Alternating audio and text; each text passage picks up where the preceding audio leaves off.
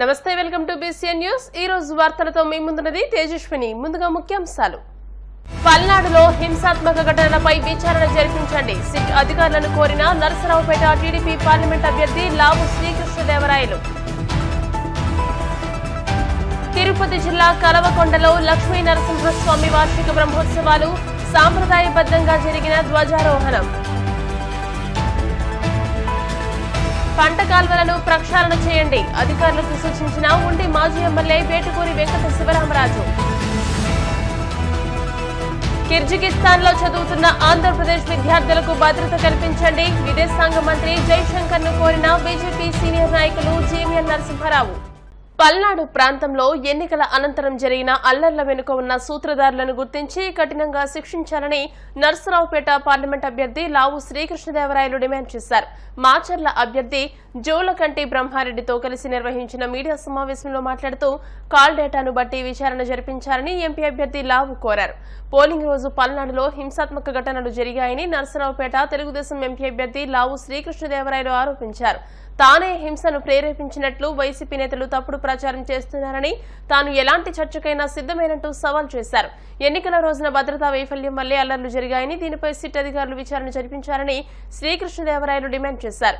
పిన్నెల్లి అనేక సార్లు రెచ్చగొట్టే వ్యాఖ్యలు చేసినా ఎలాంటి చర్యలు తీసుకోలేదన్నారు। పోలీసుల గృహ నిర్బంధం నుంచి తప్పించుకుని పిన్నెల్లి సోదరులు హైదరాబాద్ వెళ్లిపోయినా ఇప్పటి వరకు ఎలాంటి చర్యలు తీసుకోలేదని తప్పుపట్టారు। ఎన్నికల రోజున ఎన్నికల అనంతరం వైసీపీ కుట్రలు దాడులు ఇవన్నీ కూడా ఒక పథకం ప్రకారం జరిగాయి। ఎందుకంటే గత 4-5 నెలల నుంచి మేము జిల్లా కలెక్టర్ వారికి, అలాగే స్టేట్ ఎలక్షన్ కమిషన్ వారికి, జాతీయ ఎలక్షన్ కమిషన్ వారికి అనేక విజ్ఞప్తులు ఆధారాలతో సహా మేము ప్రజెంట్ చేయడం జరిగింది। ముఖ్యంగా పిన్నెల్లి రామకృష్ణారెడ్డి అతని తమ్ముడు ముందుగానే మరి అనేక సందర్భాల్లో వాళ్ళు వేదికల మీద పబ్లిక్ మీటింగుల్లో ఏ విధంగా మాట్లాడారనేది మీరు గమనించాలి। నాగార్జున సాగర్ పక్కన 200 ఎకరాలు వీళ్ళ తాత జాగీర్లాగా చుట్టూ కాంపౌండ్ వాళ్ళు పెట్టుకున్నాడు। అది నాగార్జున సాగర్ మునిగినప్పుడు రీహాబిటేషన్ కింద ఆ ఎస్సీ ఎస్టీ బీసీ బలహీన వర్గాలకు ఇచ్చిన పొలాల్ని కూడా దోపిడీ చేసిన వ్యక్తి ఈరోజు ఎస్సీ ఎస్టీ బీసీ మైనార్టీ వర్గాలని చెప్పేసి మాట్లాడుతూ ఉన్నాడు। ఏ రోజు నువ్వు ఈ ఎస్సీ ఎస్టీ బీసీ మైనార్టీ వర్గాల్ని మీ 5 ఏళ్ళు ఇదే పదంతో సామాజిక న్యాయం పదంతో వాడుకోవటం అనేది మీకు అలవాటైంది। ఈరోజు వాటమి తర్వాత కూడా వాళ్ళ శవాల మీద కూడా మీరు రాజకీయం చేయాలనే ప్రయత్నం చేస్తూ ఉన్నారన్నమాట। నేను చూపిస్తూ ఉన్నాను 74 మంది మాకు మేజర్గా గాయాలైన వ్యక్తులు, మీ అందరికీ కూడా ఈ లిస్టులు ఇస్తాం। వీళ్ళల్లో ఎస్సీలు లేరా, ఎస్టీలు లేరా, బీసీలు లేరా, మైనార్టీలు లేరా? నువ్వు దాడులు చేసి గాయపట్టిన వాళ్ళు ఈ వర్గాలు లేరా? తెలుగుదేశంలో వైసీపీలో ఉంటేనే వాళ్ళు ఎస్సీలు ఎస్టీలు బీసీలు మైనార్టీలా? కులాల మధ్య, మతాల మధ్య, ప్రాంతాల మధ్య చిచ్చు పెట్టడం అనేది మీకు ఆనవాయితీగా మారిపోయింది। ఎస్సీ ఎస్టీ బీసీలు అసైన్ ల్యాండ్స్ కూడా దోచుకున్న వ్యక్తివి నువ్వు। ఈరోజు ఎన్నికల్లో నువ్వు ఓటమి ఇదితోటి ఏదో రకంగా కులాల మధ్య మతాల మధ్య ఆ రోజు చెన్నాయిపాలెం విషయంలో అలానే వాడుకున్నావు చేసి ఈరోజు నంగనాచి కబుర్లు చెప్తావా నువ్వు? అసలు నువ్వు ఎందుకు పారిపోయావు చెప్పు ఫస్ట్। ఈ ప్రజలకి, ఈ వ్యవస్థలకి ఒక శాసనసభ్యుడిగా 4 సార్లు గెలిచినోడి నువ్వు ఎందుకు పారిపోయావు? ప్రతి నియోజకవర్గంలో ఒక గూండా ఉంటే నువ్వు, నీ తమ్ముడు, నీ కొన్ని కుక్కలు, పిచ్చి కుక్కల్ని పెంచి ప్రజల మీదకి ఉసిగొలిపి ప్రజల మాన ప్రాణాలు, నిజం చెప్తున్న కొన్ని గ్రామాల్లో అయితే ఈ వాలంటీర్లని ఎన్నో విధాలుగా చేర్చి వాళ్ళ నోర్లు మూసిన సంఘటనలు ఉన్నాయి, చెప్పుకోవడానికి బయటికి రావట్లేదు। ఇది నీ పరిపాలన। ఖబర్దార్, జాగ్రత్తగా ఉండు। పిచ్చి పిచ్చిగా జనాల్ని బెదిరియటం కాదు, ఒళ్ళు దగ్గర పెట్టుకో, ఇది ప్రజాస్వామ్యం. నీ జాగీరు కాదు, నీ తాత జాగీరు కాదు. గత 5 ఏళ్లుగా పంట కాలువలు పూడికతీతకు నోచుకోలేదని, వాటిని వెంటనే ప్రక్షాళన చేసి రైతులను ప్రజలను ఆదుకోవాలని ఉండి మాజీ ఎమ్మెల్యే వేటుకూరి వెంకట శివరామరాజు కోరారు. పశ్చిమ గోదావరి జిల్లా ఉండి నియోజకవర్గం కాళ్ల, ఆకివీడు, ఉండి మండలాల్లోని పంట కాలువలు గుర్రపుడెక్క, కర్రనాచు, కిక్కెసతో నిండిన అయ్యన్న కోడు పంట కాలువ, జువలపాలెం వద్ద కర్ర నాచు, గుర్రపుడెక్కతో నిండిన వెంకయ్య వయ్యేరు కాలువతో పాటు చెరుకువాడ, చినకాపురం, పెదకాపవరం పలు పంట కాలువలను ఆయన స్థానిక సర్పంచ్లు, నాయకులతో కలిసి పరిశీలించారు. ఈ సందర్భంగా ఆయన మాట్లాడుతూ తాను ఎమ్మెల్యేగా పనిచేసిన 10 ఏళ్లు పంట, మురుగు కాలువలను ఎప్పటికప్పుడు శుభ్రంగా ఉంచి నీటి ప్రవాహానికి ఇబ్బందులు లేకుండా చేశానని గుర్తు చేశారు. దీనిపై కలెక్టర్కి స్వయంగా వెళ్లి నియోజకవర్గంలోని పంట, మురుగు కాలువల పరిస్థితిని వివరించి మెమోరాండం అందించారు. ఈయన వెంట కలవపూడి సర్పంచ్ కేదెల జాన్, మాజీ సర్పంచ్ ముదుండి మణిబాబు, నంబూరి త్రిమూర్తులు రాజు, వక్కపట్ల వంశీకృష్ణ, దిలీప్, కోరసిక నాగేశ్వరరావు, గుడ్ల సతీష్, దివిలి శ్రీను తదితరులు పాల్గొన్నారు. మన ఉండి నియోజకవర్గంలో పంట కాలువలు, పంట బోధులు, మెయిన్ కెనాళ్ళు అన్నీ కూడా గొరబడెక్క, నాసు, తూడు, ఇంగ్లీష్ గడ్డి, ముళ్ళ నాసుతోటి, అలాగే ఎక్కడికక్కడ మట్టి పెరిగిపోవటం, విలేజ్ లిమిట్లో చెత్త పెరిగిపోవటం, పంట కాలువల పరిస్థితి దారుణంగా ఉంది.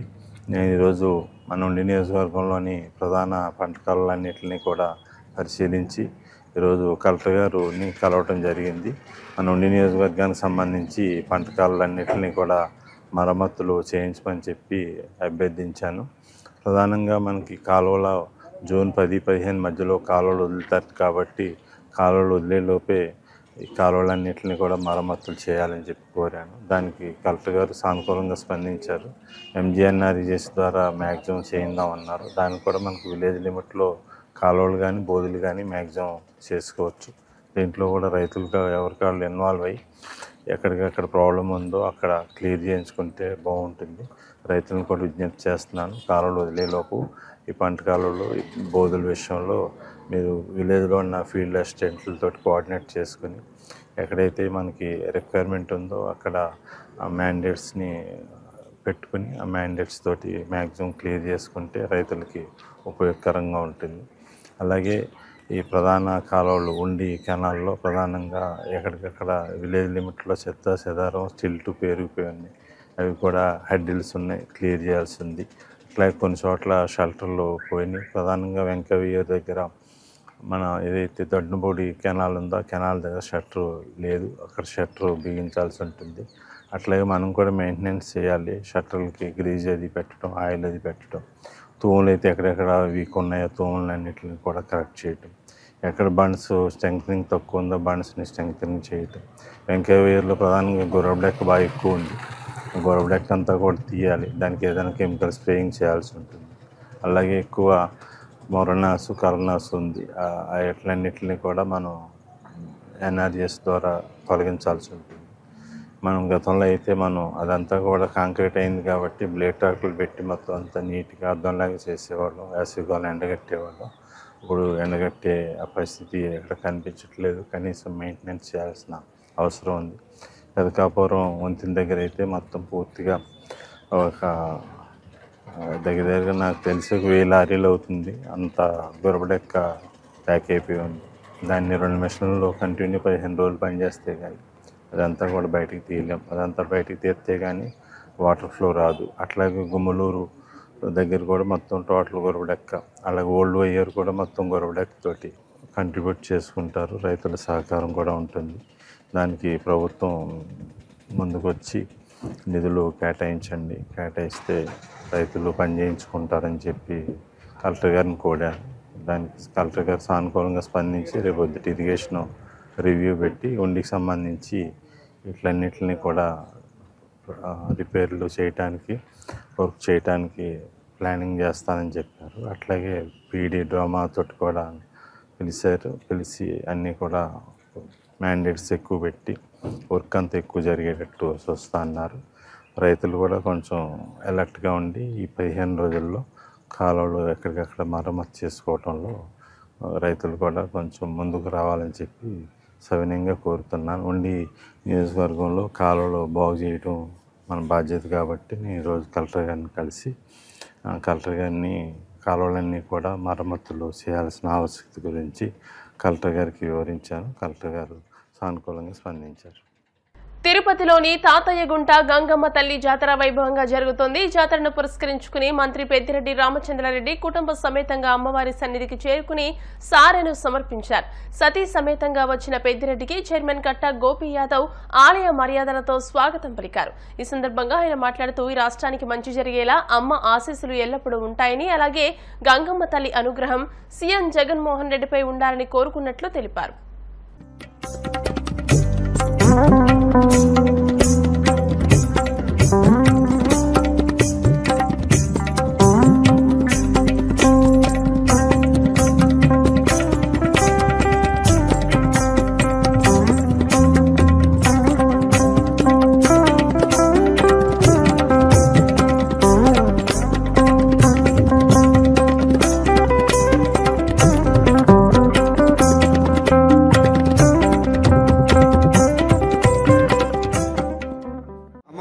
బాగా దర్శనమిచ్చారు. తప్పకుండా ఈ రాష్ట్రానికి మంచి జరిగే విధంగా అమ్మవారు చర్యలు తీసుకుంటారని చెప్పి వారి ఆశీర్వాదం ఎప్పుడు కూడా వైఎస్ఆర్ కాంగ్రెస్ పార్టీ మీద, జగన్మోహన్ రెడ్డి గారి మీద ఉండాలని చెప్పి కోరడం జరిగింది.